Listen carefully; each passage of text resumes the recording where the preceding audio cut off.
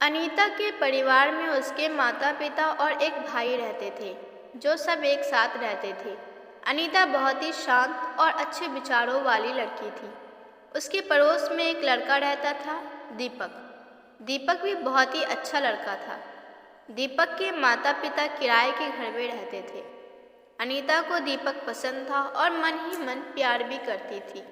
अनीता के माता पिता से भी उनके रिश्ते अच्छे थे और दोनों परिवारों में आना जाना लगा रहता था। दीपक के माता पिता भी अनीता को पसंद करते थे। एक दिन अनीता के पिता को पता चला कि दोनों एक दूसरे से प्यार करते हैं, तो उन्होंने सबकी सहमति से शादी पक्की कर दी।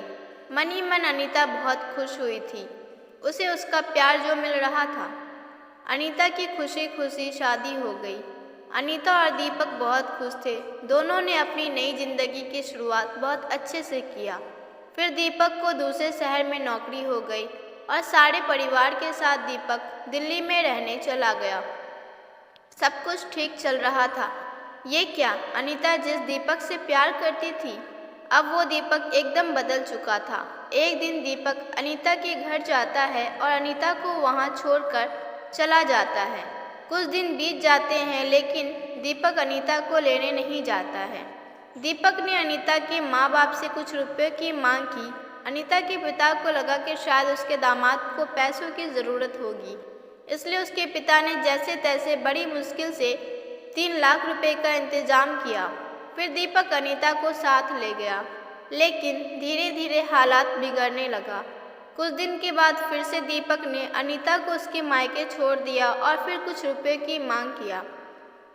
अब अनीता के पिता को लगा कि अनीता की ज़िंदगी का सवाल है, तो उन्होंने फिर से कर्ज लेकर कहीं से पैसे इकट्ठे किए और दीपक को दे दिए। अनीता पूरी तरह से टूट चुकी थी। वो कितना प्यार करती थी दीपक से, पर अब दीपक का असली चेहरा उसके सामने था। दीपक के घर वाले भी पैसे के लिए अनीता पे बहुत अत्याचार करते थे, मारपीट करते थे। एक बार अनीता ने अपने माता पिता से पैसे मांगने से मना किया तो उसके पति ने उसे घर से निकाल दिया। अनीता अपने माता पिता के घर चली गई और दीपक पे मुकदमा दर्ज कराया, लेकिन दीपक अनीता को लेने नहीं आया। अनीता अपने माता पिता पे बोझ नहीं बनना चाहती थी। उसके एक स्कूल में पढ़ाना शुरू किया। अब वो अपनी ज़िंदगी जी रही थी, लेकिन हर लड़की चाहती है कि वो अपने पति के साथ खुशी खुशी रहे। अनीता हर बार दीपक को फ़ोन करती और गिड़गिड़ाती।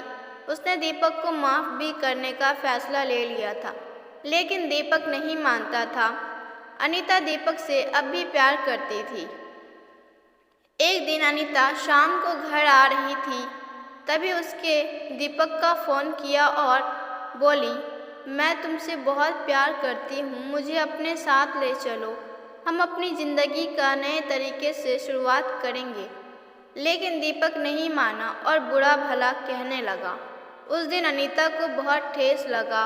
उसने कहा, मैं मर जाऊँगी, लेकिन फिर भी दीपक नहीं माना और अनीता अंदर से इतनी टूट गई थी कि अब उसके पास हिम्मत नहीं बची थी। वो जीना नहीं चाहती थी। उसे लगा वो अपने माता पिता पे बोझ बनकर नहीं जिएगी। इस ज़िंदगी से तो मर जाना बेहतर है, और अनीता ने खुदकुशी कर ली। इससे अनीता की क्या गलती थी? और उसके माँ बाप जो कि उसमें बच्चे आने की राह देख रहे थे, लेकिन अब अनीता लौट कर नहीं आने वाली।